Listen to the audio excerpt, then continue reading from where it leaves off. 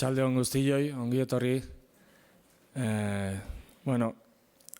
Dakizuten moduan, gaur dugu laugarren hitzaldia, hitzaldi sortaren laugarren saioa, eta gurekin dakagu Josu Narbarte, bera historian graduatua da, EHUn graduatu zen, eta momentu honetan aida bere doktorego tesia egiten, ja bukatzen nahi da, idazten.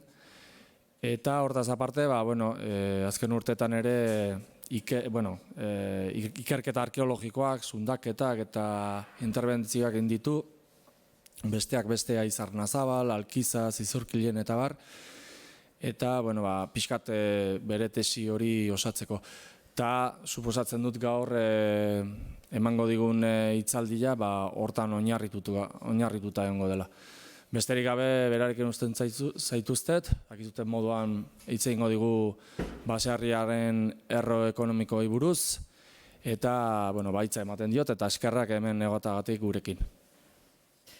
Eskerrik asko lehenbizi elkarteari gonbidatu izanagatik, aurre hemen egoteko aukera emateagatik, eskerrik asko aurkezpenagatik ere, eta eskerrik asko etorri izaten hori ere, pentsatzen dudalako igual izenburua pixkat estrainoa izan da, agian beldur pixkat ere eman dezakela.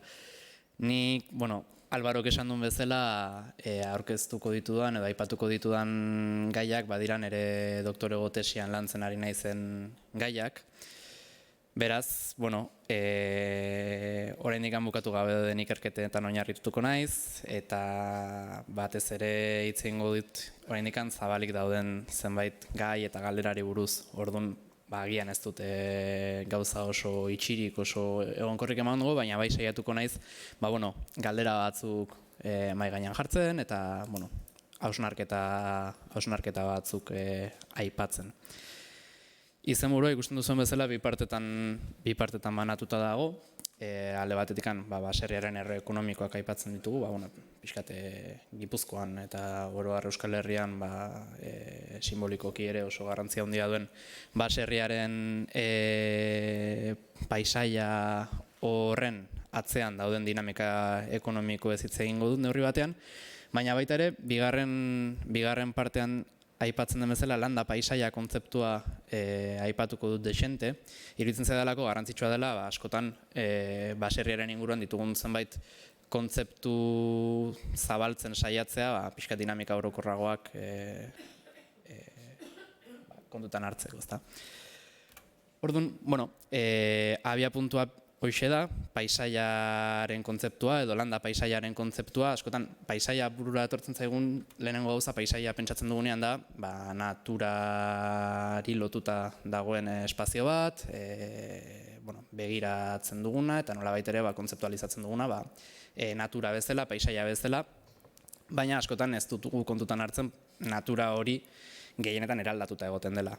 Adian oso adibide estremoa ekarri dut, hemen Txinako landa paisaia bat izango litzateke hau, baina hemen oso nabarmena da, natura gizakiak eraldatu egin duela, jarduera ekonomiko batzuen bidez eta behar ekonomiko batzuei erantzunez, denboran zehar, harreman sinbiotiko bat eraitzen, gizartearen eta naturaren artean. Ez naiz asko geldituko hemen, baina ikuspuntu hortatikan, harreman ekologiko bat, da paisaiak erakusten diguna. Alde batetik baditugu gizataldeak, gizarteak, espazio fisiko batean bizi direnak, espazio fisiko horretan badaude beste espezie batzuk, animaliak, landareak eta bar, eta nolabait ere gizarteek egiten dutena da espazio fisiko hori eta bertan bizi diren gainerako espezieak beraien interesetara edo beraien beharretara egokitzea. Hori egiten da lanaren bidez, hori egiten da harreman ekonomikoren bidez, eta pixkanaka gertatzen dena da, ekosisteman gertatzen diren prozesu horiek, materia trukaketak eta energia fluxuak espezie desberdinen artean, gero eta gehiago daude baldintzatuta gizakiak egiten dituen jardueren arabera.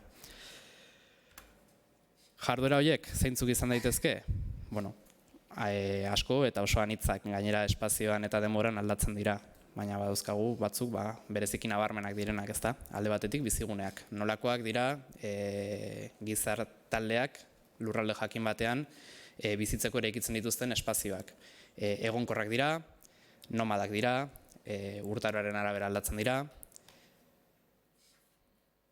Egonkorrak baldin badira, nukleatuta daude, dispersoak dira, sakabanatuta daude espazioan zehar, zemotatako harremana eratzen dute adibidez bideekin. Zemotatako harremana mendi aldeekin edo aran aldeekin. Faktore guzti horiek eragina daukate gizarteek espazioa pertsibitzeko eta espazioarekin harremanetan sartzeko daukaten moduan, ezta? Bigarren jarduera garrantzitsu bat nekazaritza. Nekazaritzaren bidez gizarteek egiten dutena da naturalki hazten diren landare espezieak etxekotu eta beraien ezaugarriak nolabait ere hautatuz eboluzioa baldintzatzea espezie batzuk desagertuarazti egiten dituzte, adibidez deforestazioak eman daitezke, beste batzuk aukeratzen dituzte beren bariedade interesgarrienak gizakiaren ikuspuntutik, eta horrela sortzen dena da agrobiodibertsitatea deitzen dena. Hau da, gizakiaren ekimenez edo gizakiaren eraginez eraldatutako edo transformatutako biodibertsitate bat. Hori naturaletik gutxi dauka, ezta? Beste jarduera bat, aurrekoaren antzekoa, abeltzaintza. Gizarteek animaliak etxekotzen dituzte, modu eta eredu desberdinen arabera, denboraren eta espazioaren arabera, baina horrek eragiten du, alde batetik espazio bereziak atondu behar direla animalia horiek gordetzeko, animalia horiek erikatzeko, animalia horiei nolabait ere bazkatara eramateko eta bar, eta horrek ere izugarrizko eragina dauka naturarengan, ekosistemarengan.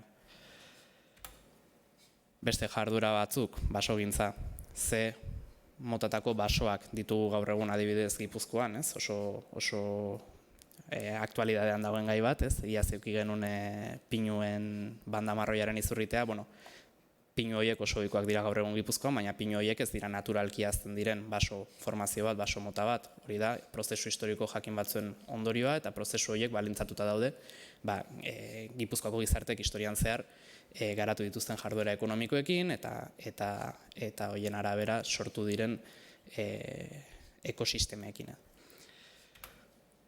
Beraz ikusten dugu paisaiaren eraikuntza badela prozesu konplejo bat.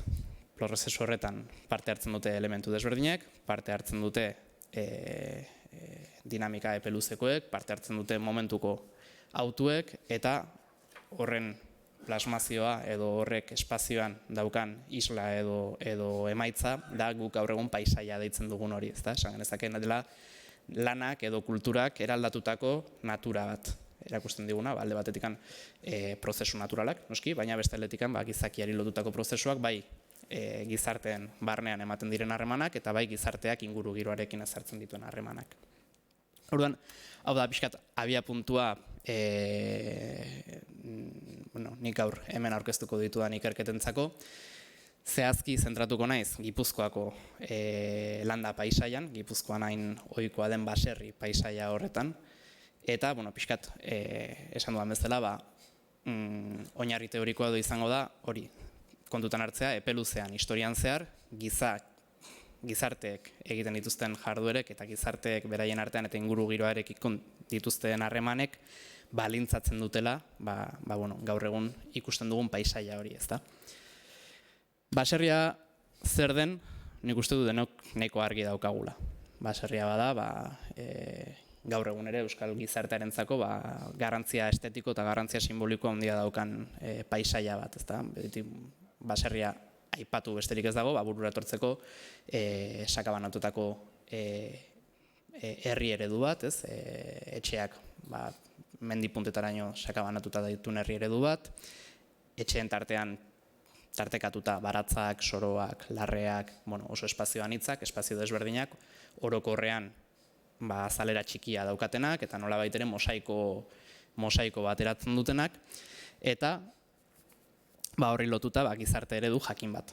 Oso garrantzitsua izan da etxea euskal kulturarentzat historiaren zehar, behintzat 20. mendearen erdialdera arte, segurazki hemen baten batek baino gehiagok badauka familiaren baserria edo familiaren baserriarekiko lotura, bueno, Gipuzkoako gizartearentzat garrantzitsua izan den elementu bat izan da, ezta?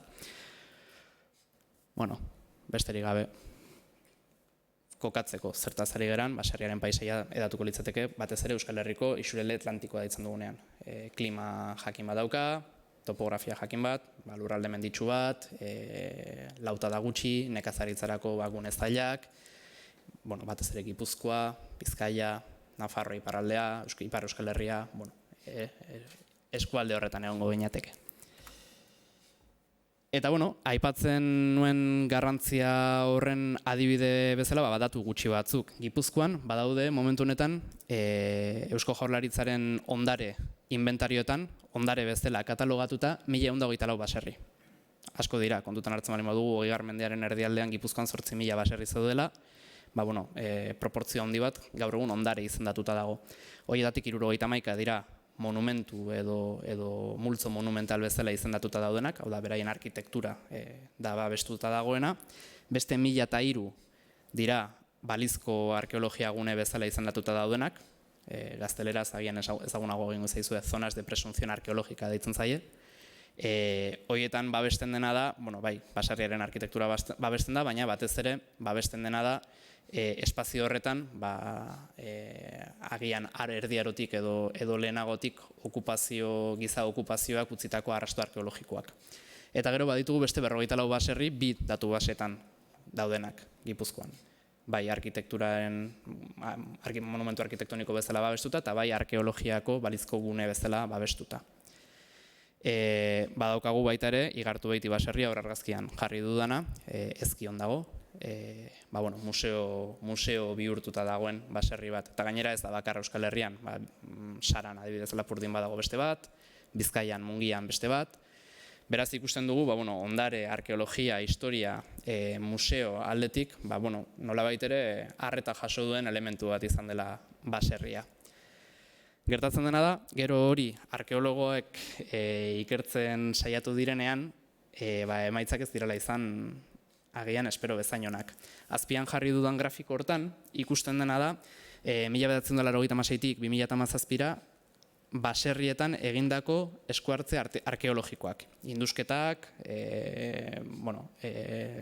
obrak edo egin izan direnen arkeologoek egin dituzten kontrolak, azterketa arkitektonikoak, guztiak kontutan hartuta, eta ikusten dugunez, eskuhartze desente izan dira, uste dut guztira 80 bat izan direla, eta horietatik bi herenek ez dute inolako emaitza positiborik eman. Ez dute inolako arrasto arkeologikorik dokumentatzeko aukerarik eman. Heren batek bai, heren batean dokumentatu dira arrasto arkeologikoak, baina heren horretatik 10 kasutan bakarrik azaldu dira gaur egungo eraikina baino zaharragoak izan daitezken arrastoak. Gaur egungo eraikinak orokorrean 16. mendekoak izaten dira, zaharrenak 16, batzuk 17, batzuk 15, baina, beraz, erdiaroaren bukaeran edo aro modernoaren hasieran sortzen den fenomeno bat da, eta hori baino lehenagoko arrastorik oso kasu gutxitan dokumentatu izan da. Beraz, nik doktorego tesia hasi nunen planteamendua izan zen, honi nola proposatu irten bide bat, nola aztertu daiteke Gipuzkoako edo oroar Euskal Herriko landa paisaiaren historia, ez da lima daukagu arrasto materialik. Eta helburua, helburua ez, irten bidea izan zen, pixkat fokoa zabaltzea. Baserriak eraikin bezala interesgarriak dira, baina zergatik ez dugu kontutan hartzen pixkat eremu zabalago bat. Alegia, baserri horiek hartzen dituen paisaia osoa, eta paisaia osan horren barruan sartzen dira bai eraikinak, bai biziguneak, bai etxeak, baina baita nekazaritzaguneak, baratzak adibidez, baita soroak, mendialdeak, larreak, eta guzti hori elkarrekin nola bilakatu den aztertzen saiatzen balin bagara, agian lor ditzakegu emaitza pixkat potenteagoak, azken urteetan ikusi ditugun muga hauek gainditzeko aukerak emango dutenak.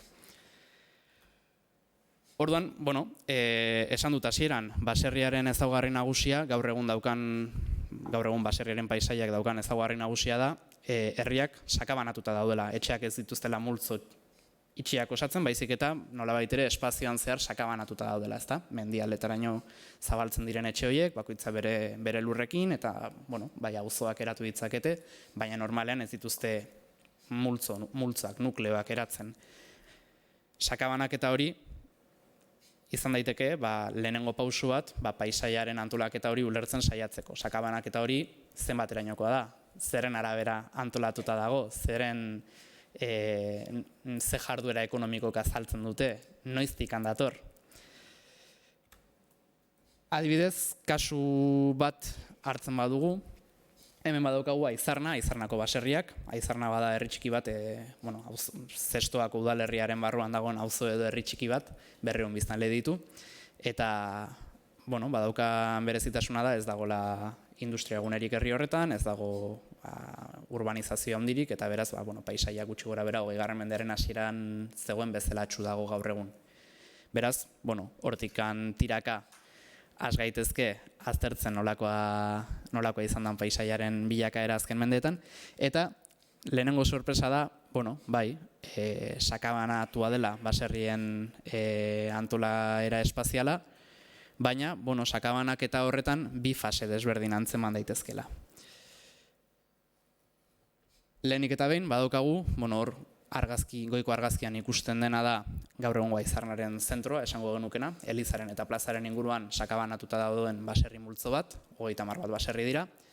Baserri horiek agiri historikoetan azaltzen dira dokumentatuta gutxienez 14. mendetik. 14. mendean Zestoako hiribildua sortzen denean, etxe horiek dauden tokian jada etxeak zeuden eta etxe horiek gaur egungo etxeen izenak zituzten. Beraz, gaur egungo herriaren erdialde hori, haranean dagoen baserri hori, gutxienez 14. mendetik datorrela esan dezakegu. Baina gero badago beste azpiko argazkian ikusten den baserri hori, edo baserri mota hori.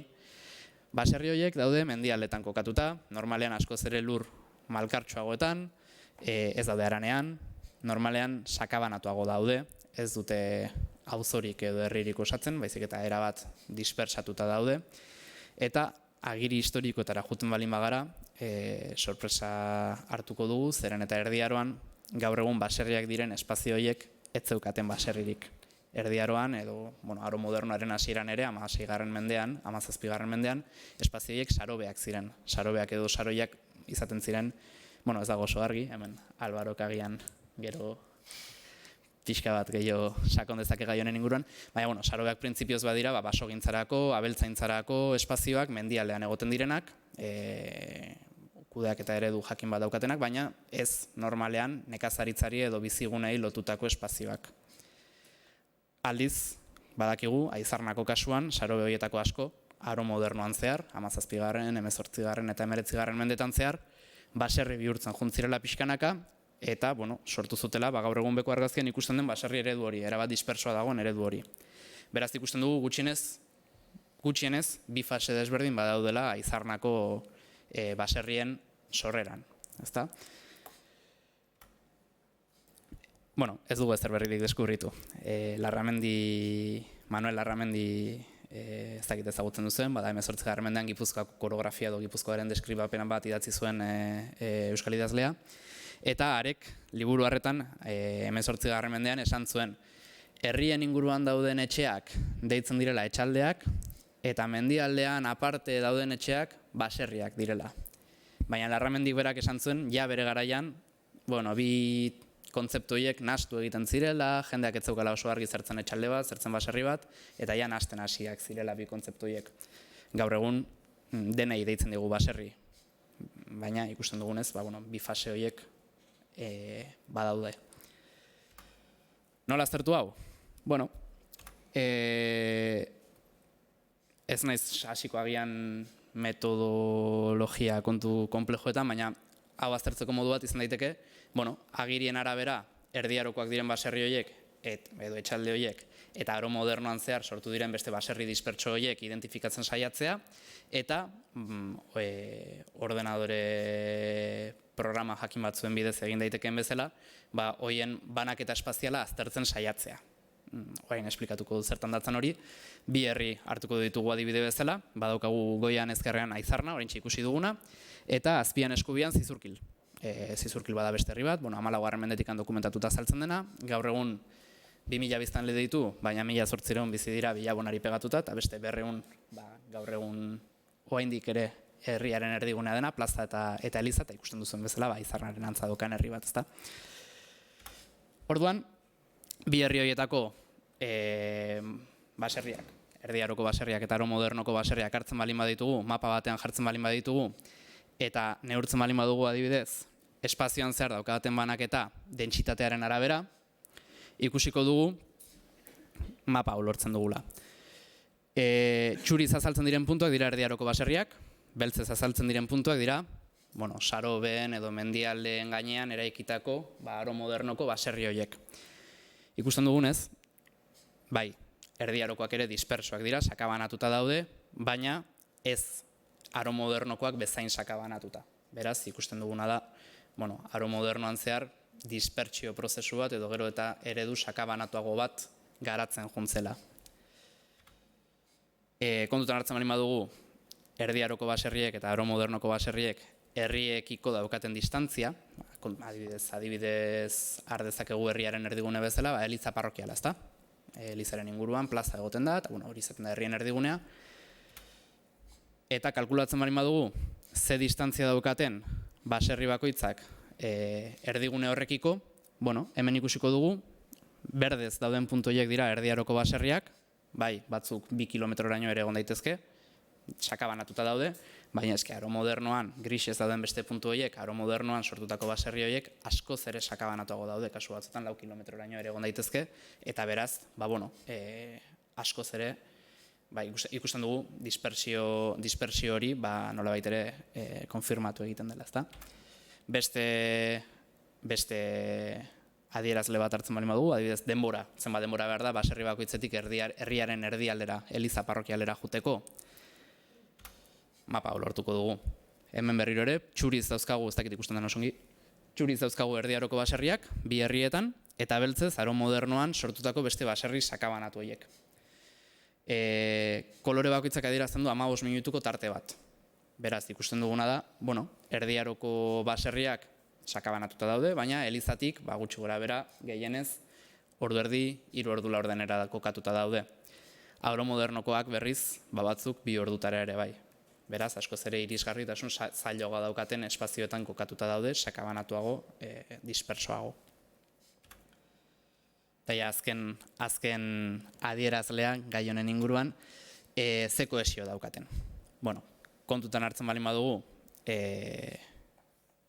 baserri baten eta bestearen arteko harreman bisuala, ikusten duguna da, Erdi Aroko baserriek normalean elkar ikusten dutela denek, espazio txikiagoetan kokatuta daudelako, espazio lauagoetan, espazio nolabait ere zentralagoetan, eta Aro Modernoan zehar sortutako beste baserri horiek, batzutan daude hain isolatuta, ez dutena bertatik ez dela beste baserri bat bera ere ikusten, edo gehienez jota bat edo bi.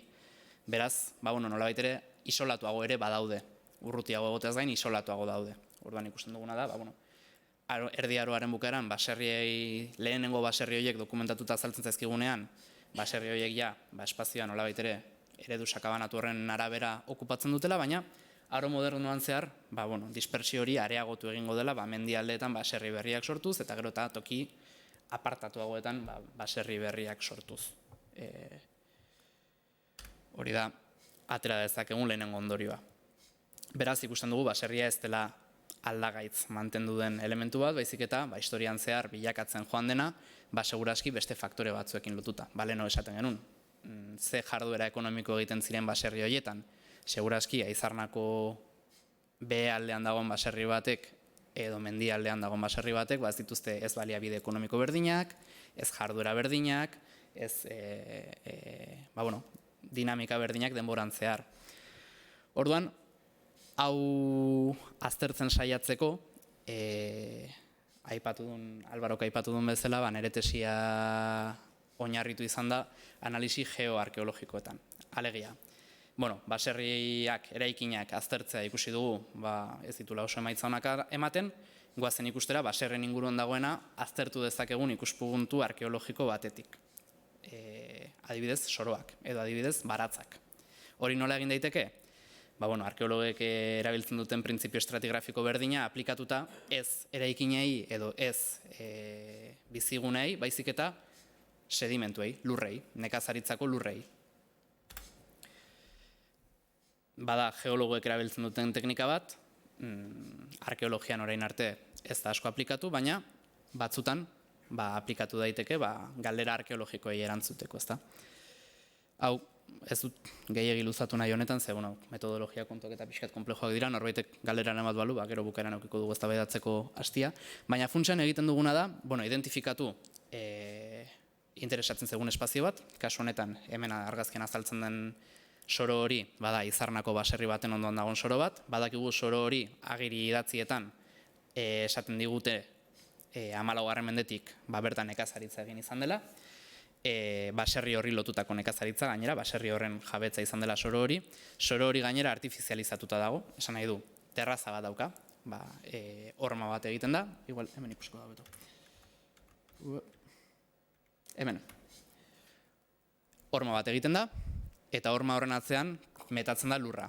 Horrekin zer lortzen dugu alde batetik soroa laua izatea, eta aldapak gutxitzea, bestetik erosioa gutxitzea ere bai, euria etortzen balin bada, edo erreka bat, edo uholde bat etortzen balin bada, horma dagoenez lurrari eutsi egingo dio, eta ez da hain azkarri gatuko, eta bestalde, horrelako obrek ematen dute aukera ere kanalak egiteko, eta pixkat irrigazioa edo ureztapena eta drenajea hobetzeko aukera ematen dute.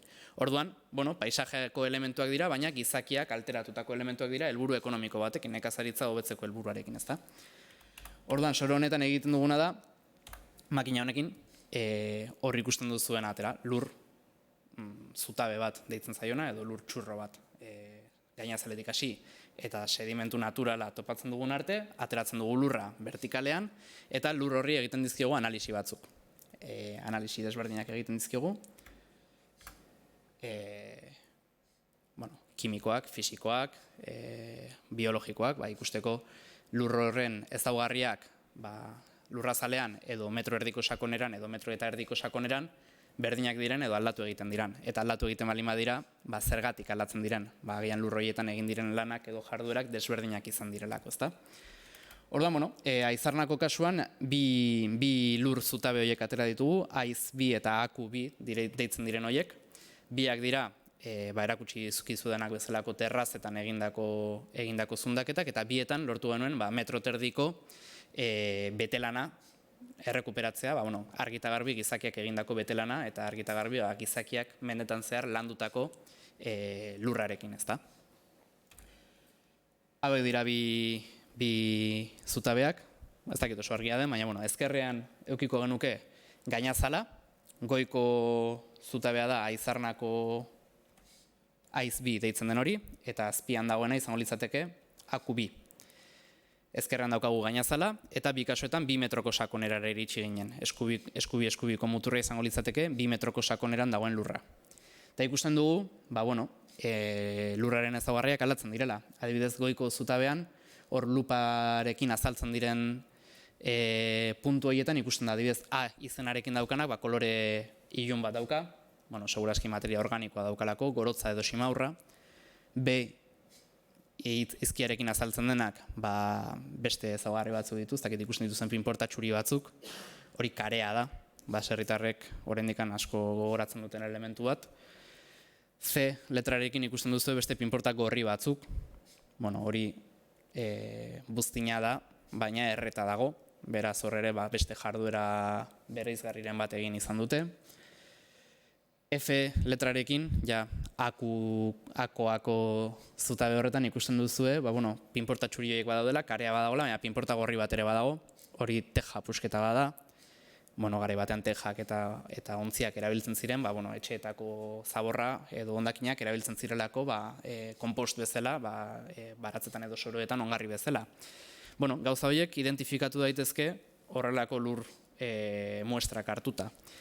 Eta, analisi kimiko eta geokimiko eta fisikoen bidez ere aztertu dezakegu lurraren propiedadeak beraiek, osaera kimikoa, indikadore fisikoak, magnetismoa eta barreta, ez naiz luzatuko, baina indikadore desberdinak lurrean erregistroan zehar aldatzen balin badira, horrek esan nahi du lur horretan egin diren jarduerak aldatu egin direla, ezta?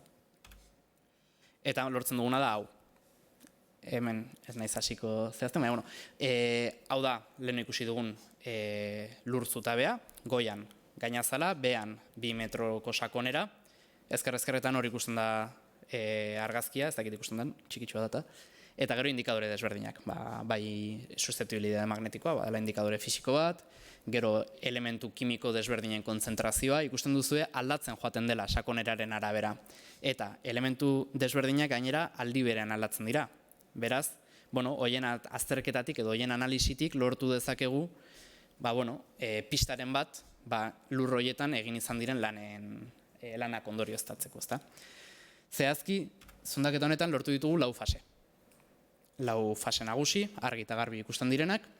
Lehenengo fasea izango litzateke hor beltzez azaltzen den maila hori, ikusten da, gutxi gora bera. Beltzez ilunduta azaltzen den maila hori. Hori izango litzateke gutxi gora bera, 5-6 mendean datatutako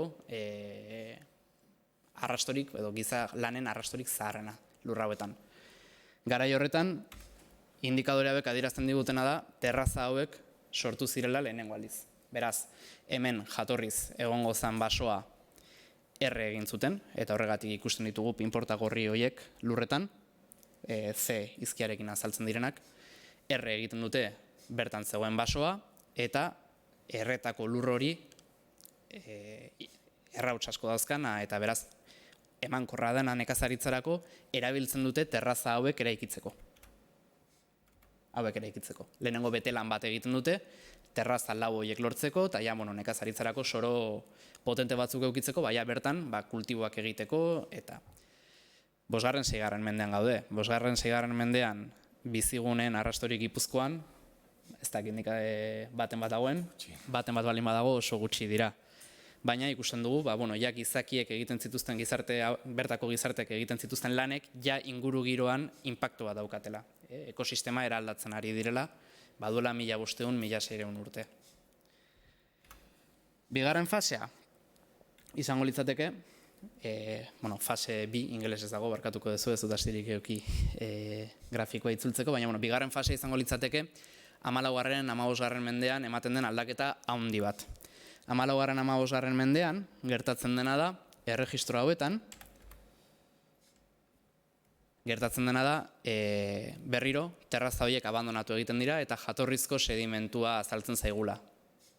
Gainera legarra handiak ditu, eta ematen du, uholderen bat egon zela, nola baitere terraza horien abandonoa ekarri zuena 14. mendean. Ez naiz ausartuko esaten, baina, garai horretan, edo igual asartuko naiz, garai horretan ere, Europan badaude indikadore desberdinak adierazten dutenak aldaketa klimatikoren bat eman zena, izotzaro txikia deitzen dutena hasi izan litekela garai horretan, eta nola baitere Euskal Herrian edo herrialde Atlantikoetan hori ikusten da, klima ezeago eta euritsuago bihurtzen delako. Hori izan daiteke horren adibideren bat. Edozein kasutan, terrazak abandonatuta ez du irauten denbora asko, ze segituan berreraiki egiten dute, bigarren betelan bat egiten dute, gainera askoz ere potenteagoa, harrizko horma egiten diote, izugarrizko betelana sartzen dute soro horiek berrera ikitzeko, gainera 15. mendean zestoako udal artxiboan agiri batek esaten du testualki soro horretan bertan kanal bat zegoela, eta kanal horrek esan nahi du, gizakiek lana egin dutela urak bideratzeko, eta nolabait ere uholdeak ekiditeko, eta gainera garai horretan bertan, gaur egun Aizarnako haranean ikusten ditugun baserri horiek, lehen aipatu dugun bezala, lehenengo baserri dispertso horiek, oraindik oso dispertsoak ez zirenak, bertan zeuden. Eta, ikusten dugu, egiten ari ziren nekazaritza, dela nahiko intentsiboa.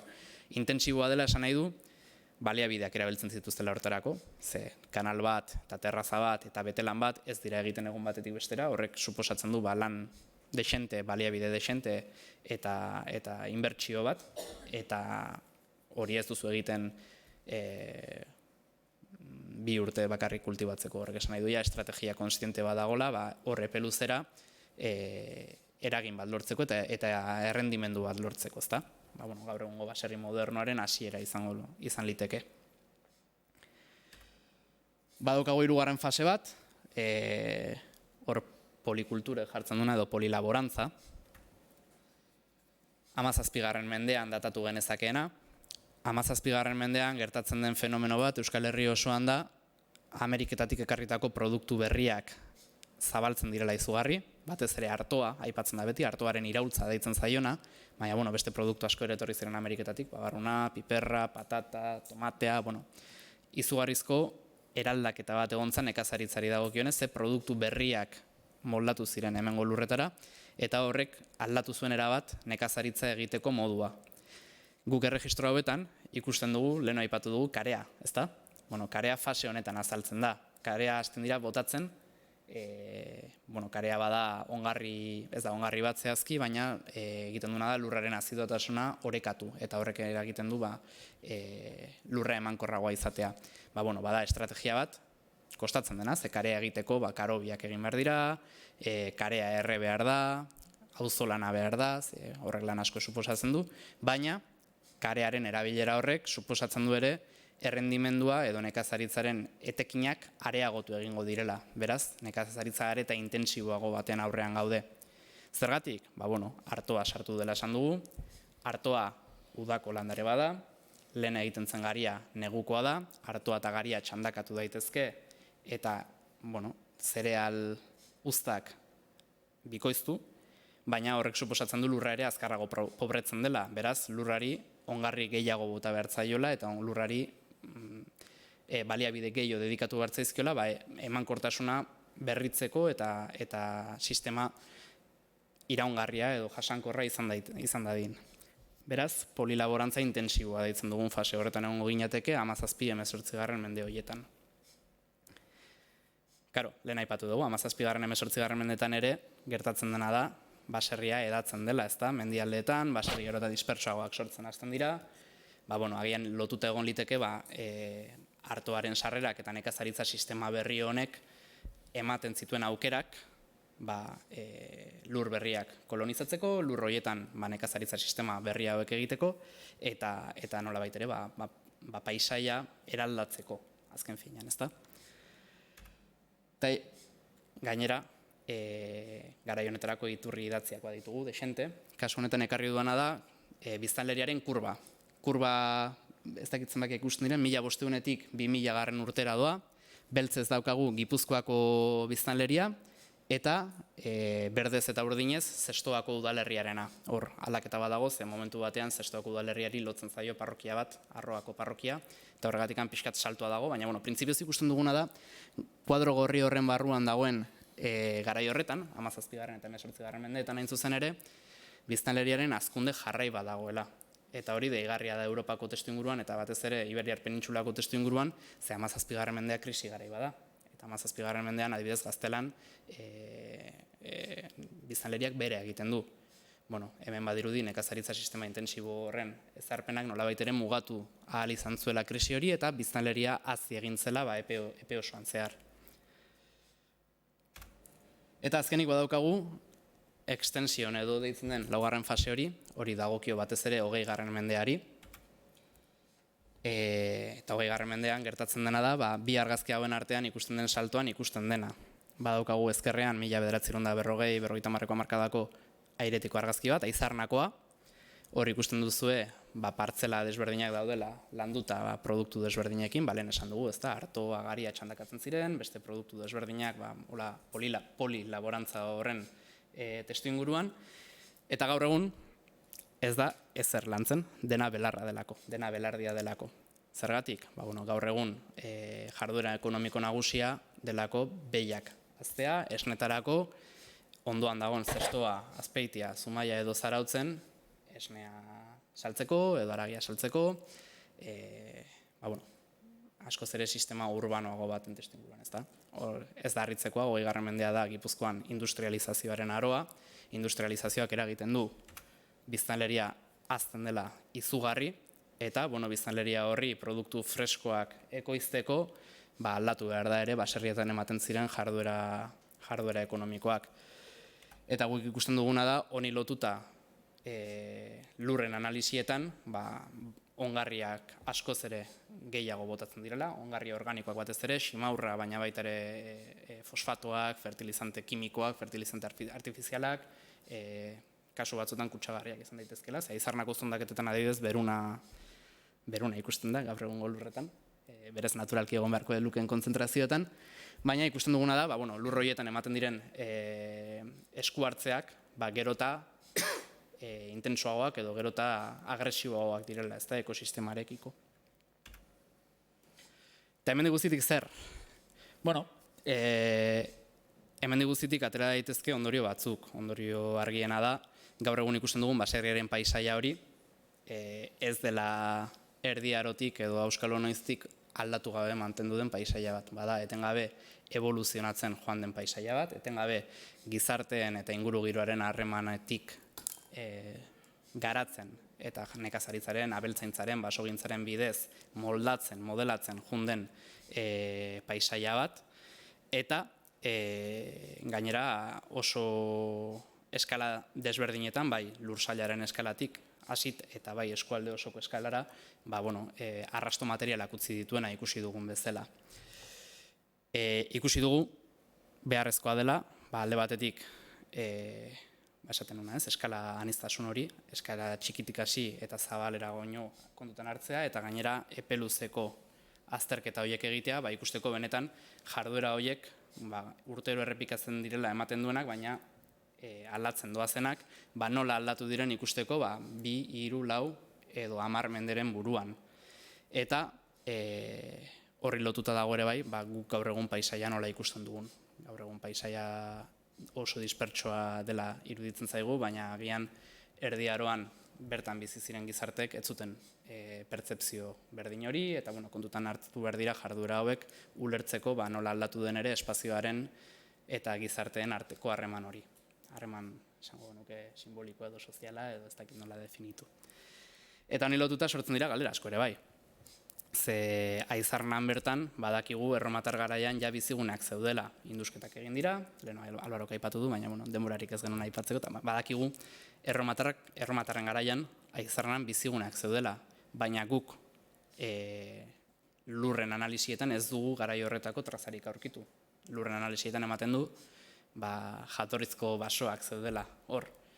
Segurazki etzen horrela, segurazki garai horretan ja jendea bizi balin bazen bertan, jende horrek jarduera batzuk egingo zituen eta jende horrek inpaktu bat eukiko zuen ekosisteman, baina metodo honen bidez oraindik ez gera gai izan identifikatzeko inpaktu hori. Beste aldetik, 5. 6. mendeetan ikusi dugu izugarrizko eraldaketa ematen dela Aizarnan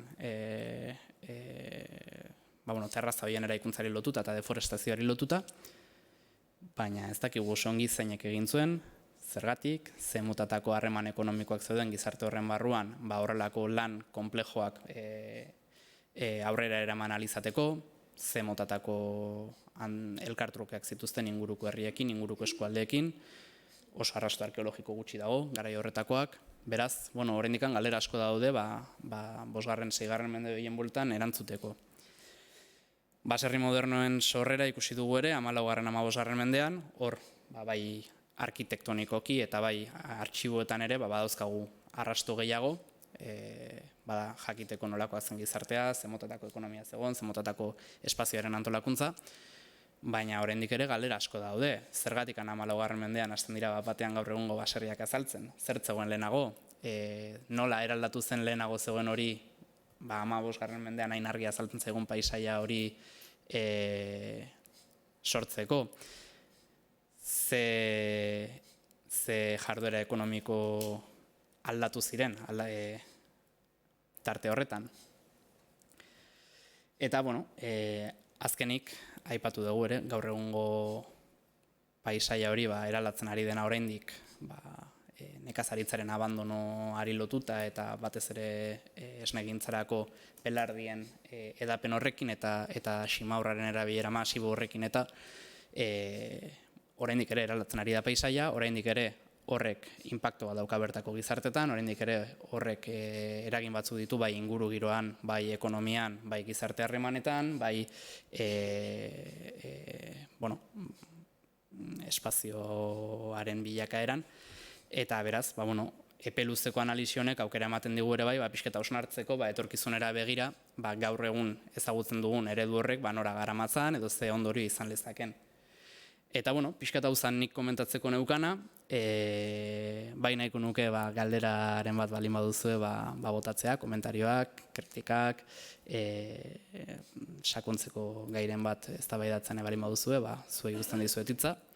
Eta, besterik gabe. Mila esker, arretagatik.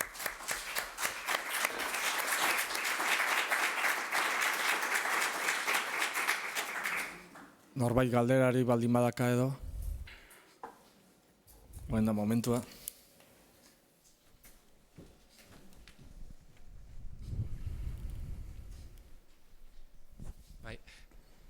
Galdera pixka personala da. Zerek eman zaitu gai hau aukeratzea edo ze kezkak edo nondik datorkizu pixkate galdera hauek edo kezkau?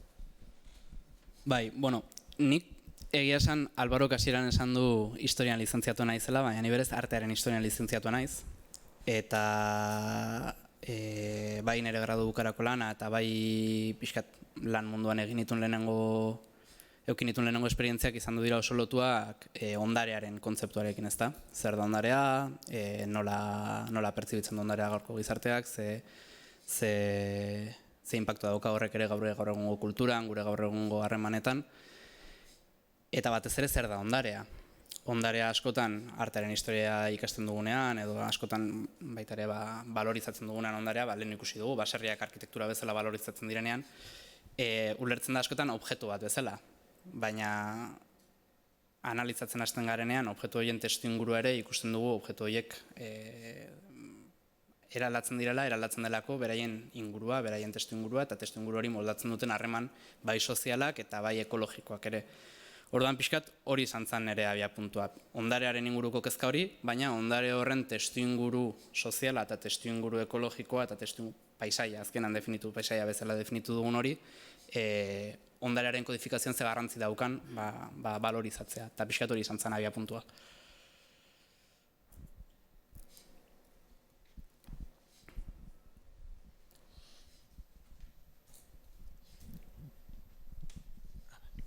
Eskerrik asko, lehenik eta bain, oso politia eta interesgarri izan da. Nik dauketen galdera, pixkatzuk bota ituzun galdera horien ingurun, ez? Baserri moderno hori edo sortzen hasten daren, pixkatzein izango litzeten edo ikerketarik edo badagoen, edo aztarnaik edo badaukezuen edo hipotesik edo. Pizgarri hori zein izan zitezkeen, ez? Ze testu inguruk biderauta sortu zian, eta nekazari horiek, ze modutako nekazariak ziren, horrelako eraikuntzak eta horrelako eraikinak eraikitzen hasteko eta modu horretan lanean hasteko. Bai, galdera zaila da. Badakigu Erdi Aroaren bukara izan zela aldaketa handiko garaia Gipuzkoan eta orokorren Euskal Herrian, ez bakarrik ekonomian, ez bakarrik espazioaren okupazio ereduan, baizik eta baita politikoki ere. 14. mendea da Gipuzkoa politikoki egituratzen den garaia, hiribilduak protagonismo politiko eta ekonomiko handi bat hartzen duten garaia, Aizarnatik urso hurbil dago zestoa sortzen da Aizarnako lurretan 1383. urtean, azkenan nekazaritza polo bat bezala, Gaztela eta Ebro ibarra, Akitaniarekin eta Atlantikoarekin lotzen dituen hiribildu sare baten testuinguruan. Beraz, bada aldaketa ekonomiko garai bat, merkataritza trukeen hazkundeari lotuta, hirigune urbano horien hazkundeari lotuta, Gipuzkoaren gorpuzte politikoari lotuta. Ikusi dugu ere aldaketa klimatikoen garai bat izan daitekeela, 14. mende hori, izotzaro txikia deitzen den horren hasiera, desegonkortasun klimatiko baten garaia, horrek eragin batzuk ditu bai soroen mantenuan, exigitzen du uholdeak ekiditeko kanal horiek eraikitzea, agian, izan liteke. Faktore desberdinak dira, eta faktore horiek egia esan oraindik nik uste ez gaudela prest osotasunean analizatzeko eta esateko ze modutan eragin duten eredu ekonomiko berri horretan, baina argi dago aldaketak norabidean hitzetan ematen direla eta eskala desberdinetan eta gaur egun ezagutzen dugun paisaia hori momentu horretan sortzen dela. dakit erantzun dizudan. Loturarik euki dezake, ez dakit, sagardoaren produkzioarekin edo... Ez dakit, badaude batzuk esaten dutena, ez? Baserriaren egitura modernoak lotura duela nolabait baserri tolare hoiekin edo... Bai, bueno, igartu behiti ezkiokoa izan daiteke adibide bat, bai hori aztertuta dago, 15. mendean sortzen diren baserri horietako batzuk espezializatuta egon daitezke sagardoaren produkzioan. Egia da, sagardogintza agiri idatzietan, 11. mendetik nekazaritza espezializatu bezala Gipuzkoan bertan dokumentatuta dagoela. Baina, bueno, lotura eukilezake adibidez hiribilduen garapenarekin, hiribilduek behar berezi batzuk izan ditzateke, elikagaian importazioari dagokionez, ez direlako nekazaritzatik bizi diren komunitateak, izan liteke faktore bat, bai, noski. Orain botako izkizu talako galderatxo batzuk edo dena lotuta gero zuk erantzuteko, bale? Zergatik aukeratu duzu Aizarna? Kanpotik ikusten dezulako hainbat etxalde edo baserri hori, zizurkilera berean, kanpotik ikusten dezulako horla, edo badakizulako erromatarren aztarnak ere badaudela, aurretik badakizulako hori. Eta bestetik, hor gelditzen dan zure lana, edo estrapolatu daiteken, edo jarraitu daiteken txurroak ateratzen, zizurkilen edo horrelako beste gune batzutan ikusteko tendentziak edo parametroak antzeko diran. Ja, bai. Bueno, Aizarna izan zen aukeratu genuen lehenengo herria. Esan dezake eta egia da, badaudela faktore interesgarri batzuk Aizarna aukeratzeko, baina egia esan arrazoi nagusia izan zen herri desberdinak aztertzen hasi nintzela doktorego hasi nunean bat aukeratzeko, eta Aizarnari iritsi nintzenean maite mindu egin nintzela, oso toki, ezagutzen ez bali moduzu, toki magikoa da, benetan. Aizarnaren kasuan badaude faktore interesgarri batzuk. Alde batetik, bada herri bat 14. mendean zentraltasun politikoa daukana, hau da, parrokia baten egoitza dana, eta 14. mendearen bukaeran zentraltasun politikori galtzen duena. Bere lurraldearen bazter batean sortzen delako zestoa, hiribildua, eta zestoa bihurtzen delako udalerriko buru berria. Beraz, Aizarna galitzen da nola baitere bigarren maila batean, baina, 14. mendean zeuden baserri horiek gaur egun oraindik ikus daitezke. Beraz, badakigu txurroak ateratzeko orduan ze lur zeuden landuta argi eta garbi 14. mendetik dokumentazio nahiko ona dagolako. Beste ezaugarri bat, ez dudana aipatu, baina oso interesgarria dena da, Aizarna dela ematen du haran batean dagoela, baina ez da haran bat, da depresio karstiko bat, da Kareharri mendi zinguratuta dagoen ingurune bat, eta bakizue Kareharria urarekin disolbatu egiten dela eta sortzen ditula formazio geologiko oso espezifiko batzuk, dolinak edo zuloak ditzen dira, sumidero bezala funtzionatzen dutenak, eta azkenean haran hau edo depresio hau da sumidero handi bat. Beraz, ez dago errekarik, ez dago ibairik, baizik eta ur guztia filtratzen da inguruko menditatik haranaren sakonenera, eta arrokan zehar iragazten da sedimentuak, menditik ekarri dituen sedimentuak bertan utzita. Zer esan du horrek? Sedimentazio tasa oso handia daukala, eta higadura berriz oso txikia, ura disolbatu egiten delako eta filtratu egiten delako arrotkan. Beraz, horrelako txurroak ateratzeko, ingurune geologikoki oso egokia da. Badakigulako inguru gehienetan sedimentu desente eukiko ditugula. Erromatarren kontua, egia esan izan zen proiektu honen deribada bat. Txurroak ateratzen hasi ginen, pixkataran osoan zehar, binik bi aipatu ditut, baina atera ganitun 5 edo 6. Eta bat atera genuen, hemen. Elizaren ondoan badago erretorekoa deitzen den apaizaren etxea.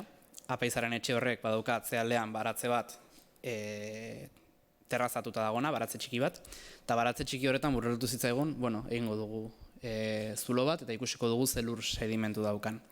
Bazeukan terrazaren betelana, metro batekoa, eta hori 17. mendean ere ekita zegoen, hemengo beste zundaketetako 3. fasean bezala, baina 17. mendeko terraza horren azpian, topatu genuen, buztin erre totxo bat, izugarrizko ikatz, egurrikatz kantidadarekin, gainera egurrikatzoiek unibertsitateko lankide batek ikertu zituen, eta denak aritzak ziren, eta gainera pusketa handiak, eta esan genuen, bueno, hau ez da nekazaritzari lotutako zera bat, eta bidali genuen radiokarbono bidez datatzera, eta eman zigun erromatar garaikoa zala.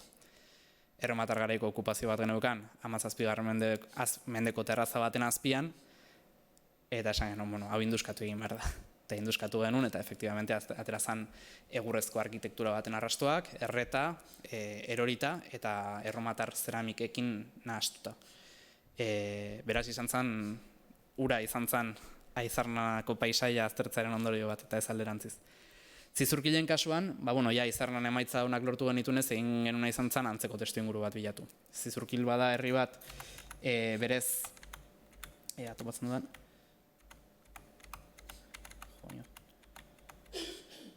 bada herri bat, berez aran fluvial batean dagona, ibai batek zeharkatzen duen aran bat, baina herriko kaskoa dago justo aran horren inguruko magal batean, eta magal hori bai da ingurune karstiko bat, Aizarnakoa baino txikiagoa, baina dolinaz osatutakoa, eta sedimentu deixente ukitzeko aukera askorekin. Gainera Zizurkil kontzeju bezala ere 14. mendetikan dokumentatuta dago, Tolosarekin auzoki etzen da lehenengo, gero Donostiarekin, gero berriro Tolosarekin, San Millan dorretxea bertan dago, jaun feudalpete batzuk dira, eta horrek guztiak eragiten du artxiboetan dokumentazio deixente egotea Zizurkili buruz, eta azkenan ere Aizarnan bezalaxe erdiaroaz geroztik nekazalgunak izan diren horiek identifikatzeko aukera. Eta bazan jutea eta karakterizatzen saiatzea.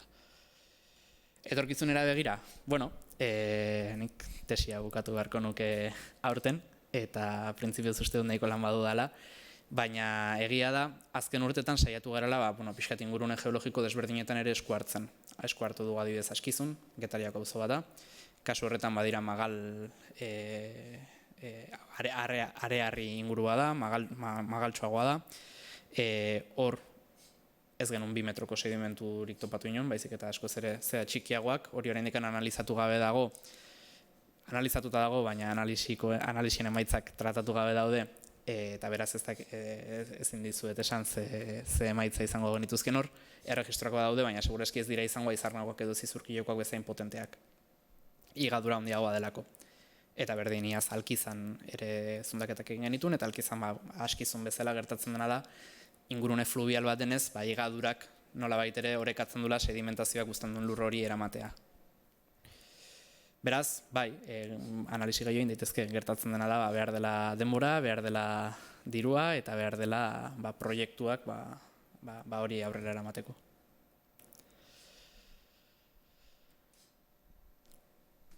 Aipatu duzu makinarekin edo metro tardi edo atatzen zenutela. Hori makinak ematen duen muga da edo ez dakite, edo gehiago sakondu daiteke edo aiatu zeate nolabait nola esango nuke jatorrizko lurrera edo. Sanait, gero aipatu duzu erromatarren garaiko aztarnik ez dela agertzen. Orduan, nire zalantza da, ez da agertzen aiatu etxea telako zoru hortara, edo geruza hortara, edo makinak ematen ez duelako, edo ez. Izan daiteke, neurri batean, makinak ematen duen aukera da, metro beteko registroak rekuperatzea, baina metro bat atera eta gero azpiko metro ere atera dezakezu. Beraz, Aizarnan, kasu batzuetan 4 metroko sedimentuak ere atera ditugu. Ze gertatzen da, terraza hauetan, metro terdiko sakoneran ja sedimentu naturala azaltzen dela. Sedimentu naturala ikusten da oso argi, badu granulometria ezaugarri batzuk, geokimika ezaugarri batzuk, adierazten dutenak hori sedimentu naturala dela. Erromatar okupazioaren kasuan izan genuen izugarrizko suertea, ze baratza da 900 metro karratuko baratze bat, junginen zulua egitera eta hor txitopatu genuen, hori askotan ez da gertatzen. Baina beste batzutan izan daiteke, adibidez metodologia hobera aplikatu dugu Labastidan, Arabako Errioxan, gaur egungo Mastien azpian, eta han 3 metroko sakoneran azaldu dira kalkolitikoko okupazioak. Kalkolitikoa da brontze aroaren aurreko garaia, gaur egun duela 9.000 urte den inguruko okupazio izango litzateke. Batzutan azaltzen dira horrelako zeak, batzutan inkluso gerta daiteke sedimentu naturalera iritsi garela pentsatzea, eta izatea sedimentu naturala, baina sedimentu naturalaren metro bete azpian egotea orain dela historia aurreko okupazio bat. Hori azkenean da pixkat zeintzuk diren zure Gertaleik ere justu leku hortan ez egotea, ez? Gertaleike, Eta bai. 100 metrota gian bai, Euskal. Bai. Guk egiten duguna da analisi regresiboa deitzen da. Orduan hasten gara gaur egungo erregistroetatik direlako hoberen ezagutzen ditugunak eta atzera joeten gara eta ja sedimentu naturala identifikatu dugula iruditzen zaigunean hor gelditzen gara.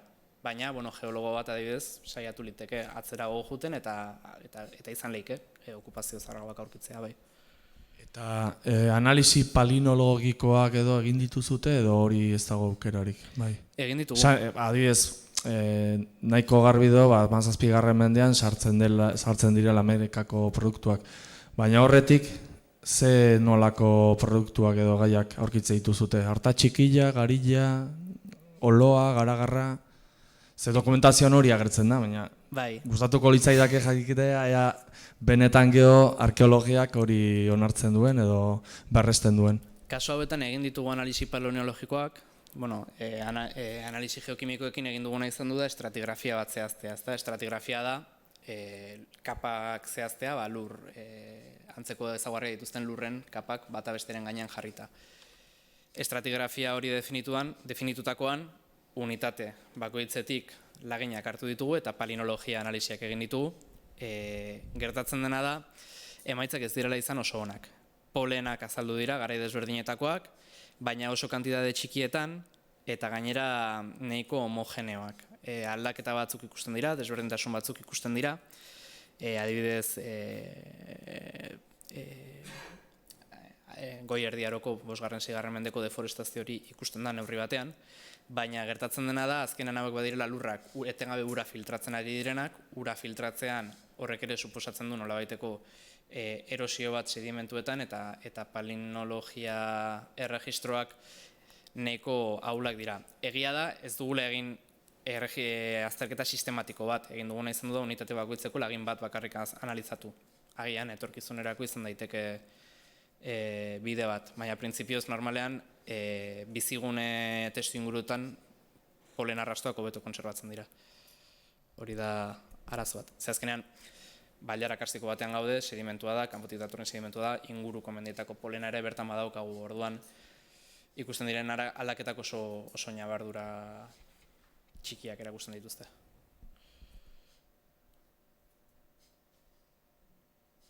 Galdera gehiagorik edo? Bueno, amaitutzat emango dugu, eskerrak etortzagatik, eta gonbidatzen zaituztegu hurrengora. Maiatzaren 21 izango da, eta ongi etorriak izango zarete. Mila esker.